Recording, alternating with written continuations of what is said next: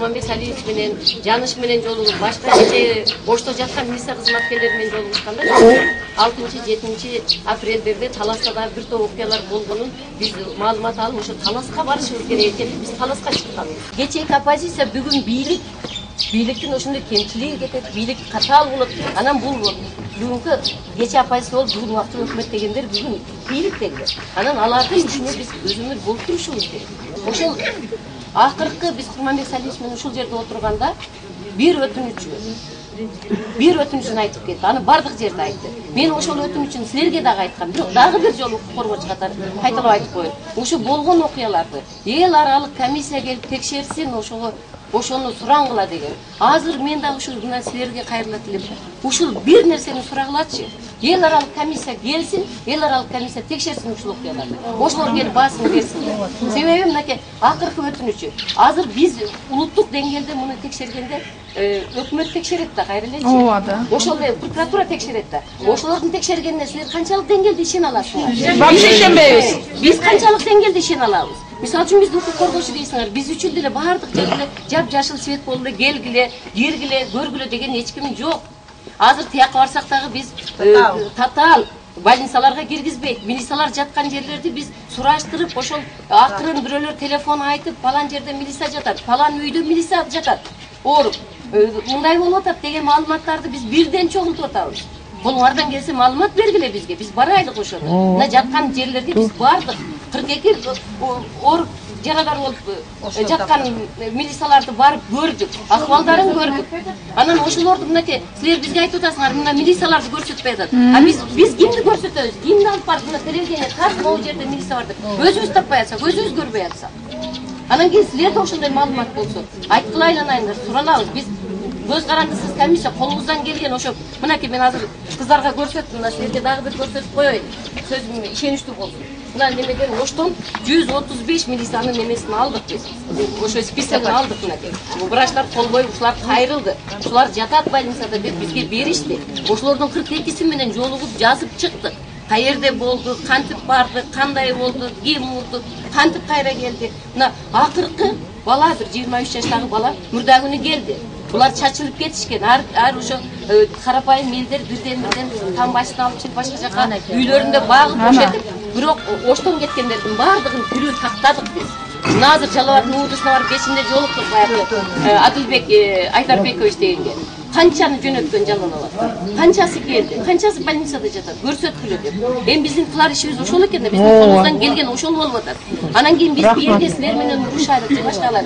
Ошо мынакей менден уккан маалыматыңар деле. Мына телеканалда да кошумчасы болсо айтат. Бизден угуп аткан маалыматыңар деле силерге бир маалымат да. Мына биздин бул сөздөрдү бир дагы гезит же болбосо бир радио биздикин деле көрсөттү. Биз деле жыргап аткан жокпуз. Туурабы? Анан мындай келип силерге айтып бергенибиз ошол деле силер үчүн маалымат. Мен айтайын деген ошол. Колуңардан келсе, мына телефонуңуз ачык, таштап кетем. Атназардын телефонун алгыла. Эгерде бир жерден бир ушундай жарадар болгон милиция кызматкерин уксаңар, палан жерде жатат экен деген немесиңер, Кудай бетин салбасын, өлүп калган милицияларды уккан болсоңуз, пожалуйста, бизге кайрылгыла. Бизге айткыла ошонучу. Ошону биз дагы барып туруп, ошол Кыргызстандын эл ичинде болсо, ошол жерге көзүбүз менен барып көрүп, ошол адам менен жолугушканга аракет кылабыз биз. Аны силерге убада беребиз. Колубуздан келгенибиз биздики ошол. Ушулардын баардыгын чогултуп, 6-сында эмне болду эле? 7-сinde эмне болду эле? 8-inde эмне болду эле? Эмне себептен ушундай болду эле? Биз ошолордун баардыгын жыйынтык да, анан кийин эл аралык уюмдарга мына ушундай окуялар болгон. Милиция кызматкерлеринин мындай кемчилик кеткен, эл тарабынан мындай окуялар болду. Камгантиевде мындай болгон, Таласта мындай болгон, Ошто мындай болгон, Жалал Абадта мындай болгон. Мен бирөө айтыш керек да. Бизди кимиси каерден тоглоп атып кетет. Убактылуу өкмөт деле бизди жакшы көрүп аткан жок. Ошондой убакта криминалитеттер жүрөт. Автоматтарын көтөрүп алып, көрүп аткан болсоңор керек. Ооба, көрүп атабыз. Бул бир эле бу жерде эмес, башка жактарда дагы бар. Ошон үчүн анан кийин ошол сүйлөбөй тургула. Эме кылбай атабыз. Бизге деле ушулардын баардыгын айтканга телевидение мени жолотпойт, бизди жолотуп койбойт. Алар бизди жеп койгулары келип атышат. Үйүңөрдү талкалайбыз деп атышат. Силердек бар Бакиевтерди качырып жүрдүңөр деп атышат. Түшүнүп атасызбар силер биздин абалды? Ушундай абалда бирөө чындыкты айтыш керек экен. Силер колуңардан келсе жардам бергиле айланыңдар. Ошо эң бир эле суранычым. Эл аралык комиссияны талап кылдым. Эл аралык комиссия келип, эл аралык деңгээлде текшерип, аманчылык болсо, эки тоо көрүшпөйт дейт, эки адам көрүшөт дейт. Ошол Курманбек Салиевич менен дагы аман болсо кайра эле көрүшөбүз. Ошол кишиден дагы сурайсыздар. Мындай деп айтты. Мен деди, бүгүнкү күндө сүйлөшүүгө даярмын деди. Бүгүнкү убактылуу өкмөт менен сүйлөшүүгө даярмын деди. Бүгүнкү күндө убактылуу өкмөттүн башында турган Роза Отунбаева менен сүйлөшсөм жакшы болот деди. Анан ошол киши деди, тааласа жалгыз келсин деди. Мен безопасностун гарантировать этип беремин деди. Тааласа деди, жанына команда болуп келсин. Мен сүйлөшүүгө даярмын деди. Мен ошол документтерди сүйлөшөйлүк деди. Кандай кылып мындан кийин Кыргызстандын өнүгүүсү кандай болуш керек? Мен деди, бүгүн ушунча кан төгүлгөндөн кийин президент болуп калам деп мен кармалбайм деди. Креслого турмушпаймын деди. Моралдык укугум жок. Мен моралдык деп өзүм түшүнөмүн жоопкерчилигин деди. Бирок деди, мен Кыргызстан азыр бул жактан Өзбекстан карап турат деди.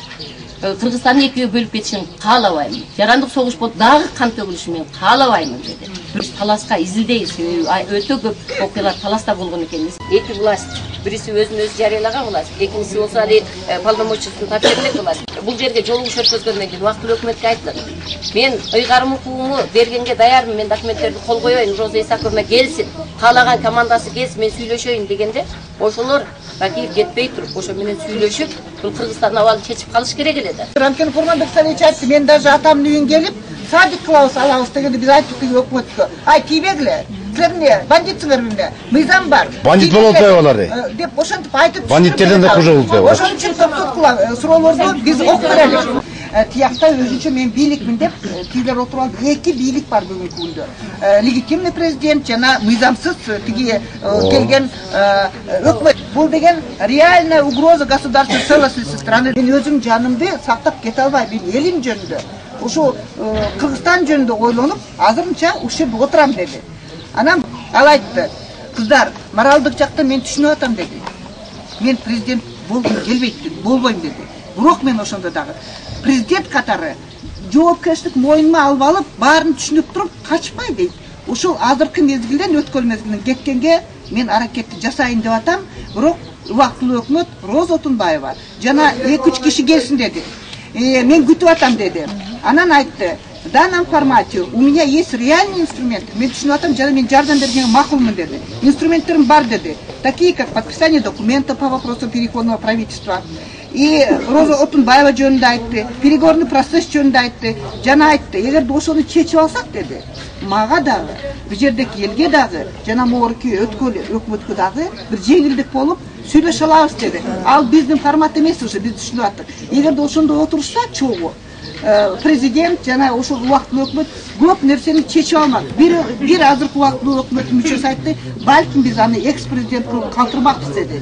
Бирок биз күтүп аттык, бир сутка күтүп аттык, кандайча тиги убактылуу өкмөт келип кандайча чечет деп. Бирок эл аралык уюмдар чечип, тиги Обама, Путин жана Назарбаев тагдырын чечип койду. Алар ошондо самолетту жиберип, коридор кылып туруп, даже тиги Бекназаров эч ким билбезге туруп алып кетип калды. Көрдүңөрбү? Ошон үчүн айтты, он готов нести ответственность. Айтты, мага эгерде эгемендүү ушул экспертиза жасап, эгер ушул неопровержимый фактылар алып кетип айтса, мен жоопкерчиликти элимдин астында жана келечектин астында жоопкерчиликке даярмын деди. Бирок мен азыр менин да айтчу сөздөрүм бар деди. Мен да фактыларды билем. Ошол эгемендик комиссия таржымаласын деди. Анан айтты, мен туугандарыма жана бир туугандарыма коопсуздук керек деди. Анткени Муса Конгантиевди көргөндөн кийин бул бийлик анда коопсуздук бере албагына мен көзүм жетти деди. Ошон үчүн эгемендүү эл аралык уюмдар, ошол принципте чечкен уюмдар чечсин. Мен күтөм деди. Анын баарын тең биз төкпөй чачпай эмеге сразу телефон менен Роза Отунбаевага чалып айттык. Роза же дедик. Элдин астында биякта эл деди. Биякта эл. Ушундай трагедия болуп атат. Ушундай кейт айындагы адамдар ажерде айтып атты. Ажерде эжекелер отурат. Адамдар отурат, кичинекей балдар отурат. Кантип ошолорго кол саласыңар? Токтоткула деп. Тиги өзгөндөн токтоду, тиги жана БТР. Биякта спес эмеси токтоду. Экөөбүз чыркырап мына Абдуназар жана комиссиянын мүчөлөрү тиякка чуркап, биякка чуркап, эл аралык уюмдарга айтып, ошондой бир жакшы мындай бир рахмат тапты да, Мырза Бакиевди алып кетти аман эсен. Бул жерди көзөмөлдөп туруп, мына дагы көзөмөлдөп атат. Турушсаңар да көзөмөлдөй беребиз, анткени ар бир адамдын өмүрүн Кудай берген. Эч ким кол сала албайт мыйзамсыз. мыйзамсыз кол салып жүрүп кыргыз кырылып атат. Ошон үчүн токтотуш керек. Биз бирибизди жакшы көрүшүбүз керек. Биз азыр айтышыбыз керек. Кайда мыйзам? Эмне үчүн ушундай акыбар болуп калды? Акча үчүн биздин жүрөгүбүздү эч ким сата албайт. Анткени кыргыз бир, жер бир деш керек. Ошон үчүн макачы болушубуз керек. Биз ошон үчүн талашка баратабыз. Менин да балдарым бар. Бу кишинин 5 баласын таштап жүрөт. Эмне үчүн сен ушуну бакырасыңар? Биз милицияга барып ыйладык, кече милиция менен чогуу.